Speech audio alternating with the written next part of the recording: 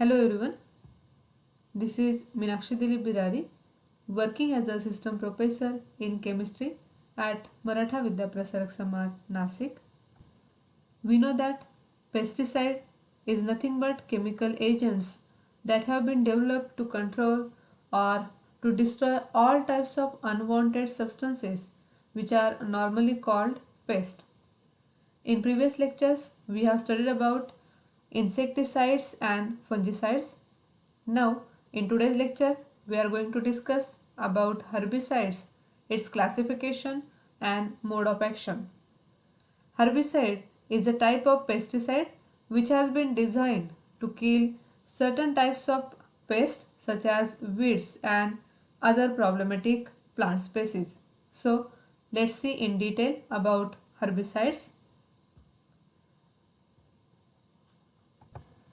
When we talk about agriculture, chemistry plays an important role in the field of agriculture, particularly in the production as well as utilization of several agricultural products.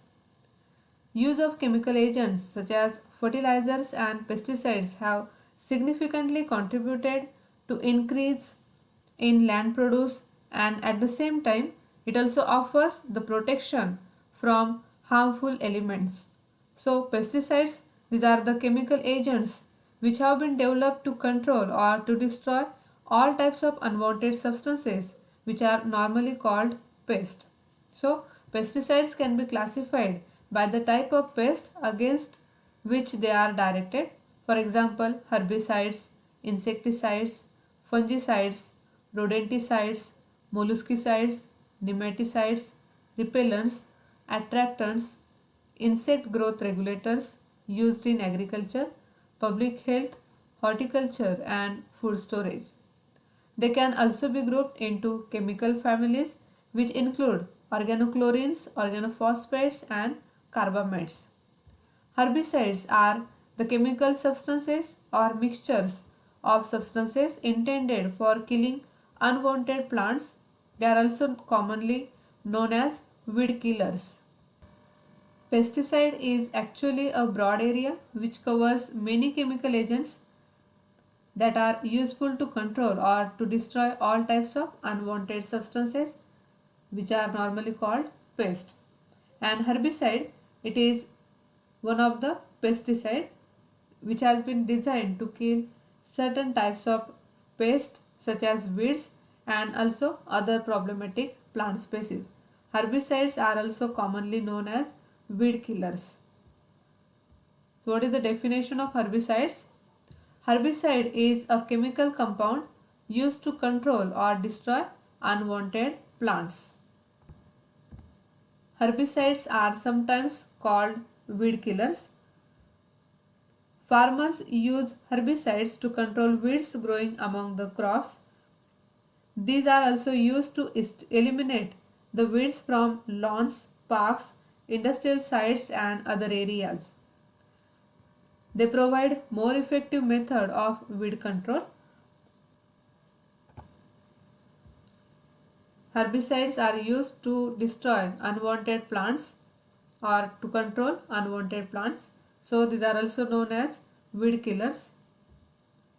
They provide more effective method of weed control. Now what is the classification of herbicides? So herbicides are classified on the basis of mode of action. These are of two types. First one, that is selective herbicides, and second, non-selective herbicides. Most herbicides are selective. So what are selective herbicides? A selective herbicide, it is used to kill the weeds only without damaging crops. Whereas non-selective herbicides, which are used to destroy all crops and vegetation. They are also called total weed killers and are used along driveways, railways and other places where people do not want any plant to grow. So according to the mode of action, herbicides are of two types. One is selective herbicide and second one non-selective herbicides. So selective herbicides which are used to kill the weeds only without damaging crop, some of these interfering with the growth of weeds. And non-selective herbicides that destroy all crops and vegetation. They are used to clear waste ground, industrial sites and railways by killing all plant material. So that they are also known as total weed killers. So examples of selective herbicides, these are 2,4-D, Dalapon, Paraquat, Alachlor, etc.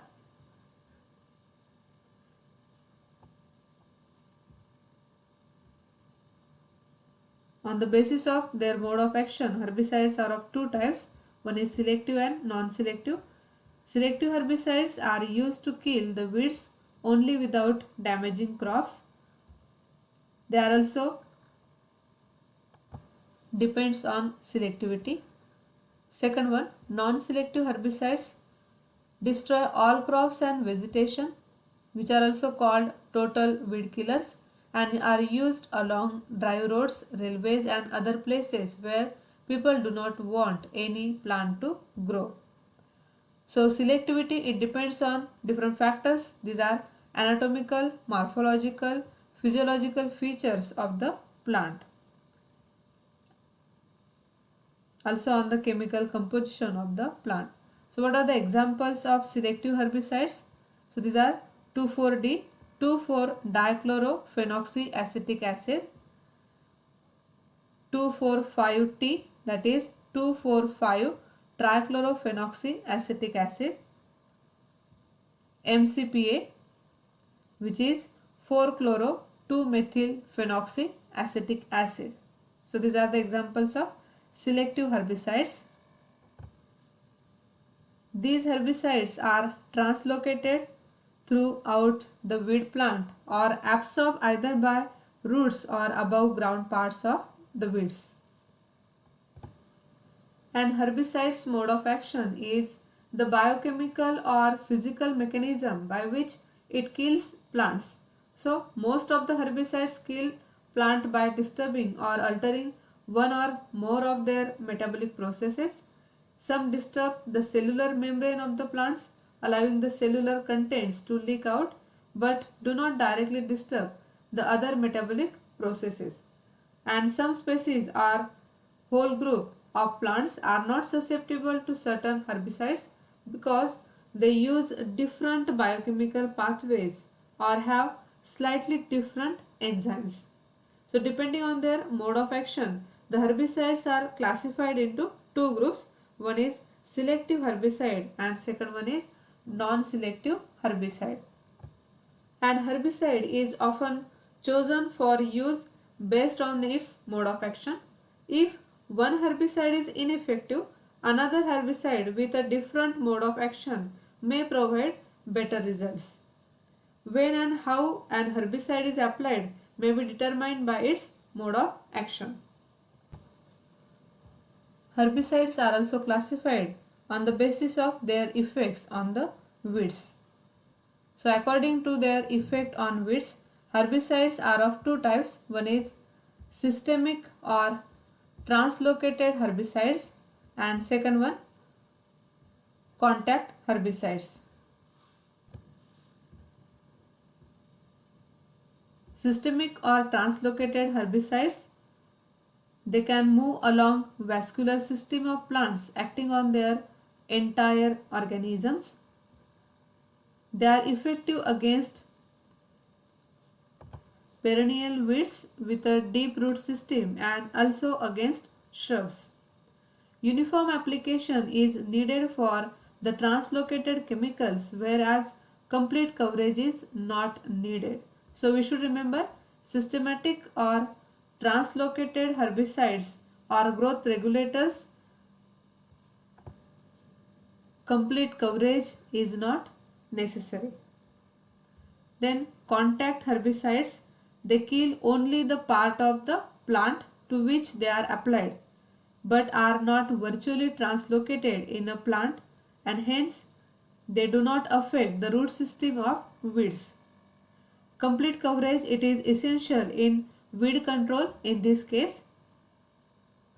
So here in systematic or translocated herbicide, complete coverage is not needed, but in contact herbicides, complete coverage is essential in weed control. So according to their effect on weeds, herbicides are of two types: systematic or translocated contact herbicides.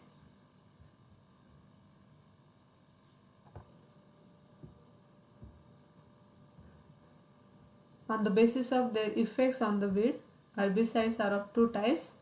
Systemic herbicides, they can move along vascular system of plants acting on their entire organism, and they are also effective against perennial weeds with a deep root system and also against shrubs. The uniform application is needed for the translocated chemicals, and here complete coverage is not needed. Whereas contact herbicides, they kill only the part of plant to which they are applied but are not virtually translocated in a plant.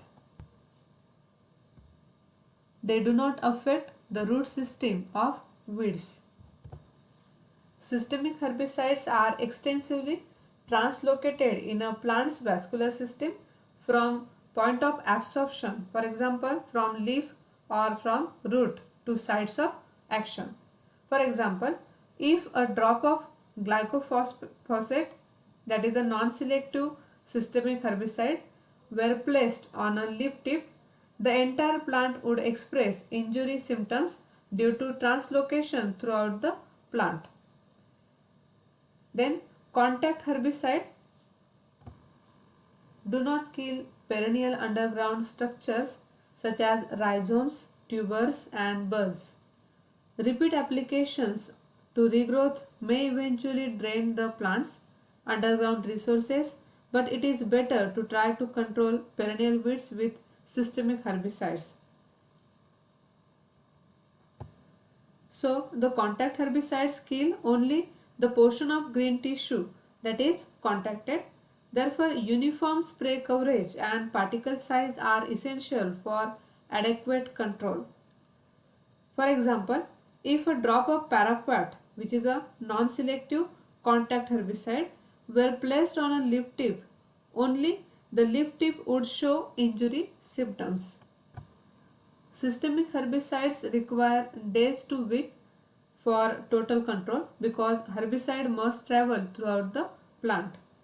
Also, systemic herbicides are more effective on perennial weeds than contact herbicides. Contact herbicides are used on annual weeds. A soil sterilant is any chemical which prevents the growth of weeds when present in the soil. The rate of application of such chemicals is very high and their effect remains in soil for a long period, that is for about 6 months to 2 years.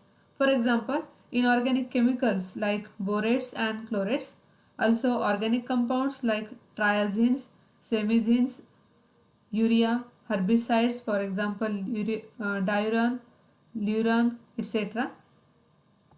Let's see some examples of herbicides which are used in agriculture. First one, that is Iptum or EPTC, which is known as S-ethyl NN di-N propyl thiocarbamate. So what are the properties of Iptum or EPTC? It is a liquid with unpleasant odor having boiling point 127 degrees Celsius at 20 mm of Hg. It is highly soluble in most organic solvents.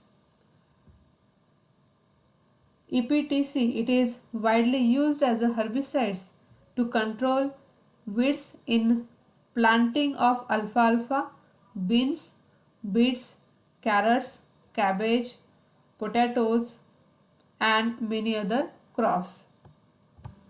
It is prepared by using the reaction, that is NHC3H7 plus Cl C double bond O S C2H5.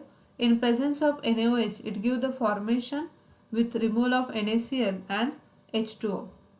So S-ethyl NN di-N-propyl thiocarbamate can be prepared by using these reactions. So it is a liquid with unpleasant odor and having boiling point 127 degrees Celsius. It is widely used as a herbicide to control weeds in planting alfalfa, beans, beets, potatoes and also many other crops. Now the second example, that is romate, which is called 3,4-dichlorobenzyl N-methyl carbamate. So what are the properties and the preparation of romate? It is prepared by reacting 3,4-dichlorobenzyl alcohol with methyl isocyanate in the presence of dibutylene acetate as a catalyst and benzene as a solvent at room temperature. So that is the reaction for the preparation of romate, that is 3,4-dichlorobenzyl N-methyl carbamate. It is prepared by reacting 3,4-dichlorobenzyl alcohol with methyl isocyanate in presence of dibutylene acetate as a catalyst and benzene as a solvent. So the reaction occurs at room temperature. It forms 3,4-dichlorobenzyl N-methyl carbamate. Now what are the properties? It is prepared by it is crystalline substance having melting point 53 to 54 degrees Celsius and boiling point 139 degrees Celsius. It is almost insoluble in water but highly soluble in most organic solvents. So it is a crystalline substance which having the boiling point 139 degrees Celsius at 0.5 mm of Hg. What are the uses of romate? It is also used as a herbicide which is used for the control of weeds in planting of cotton plants, potatoes, tobacco and also some other crops. So romate and iptum are used as a herbicide for the control of weeds.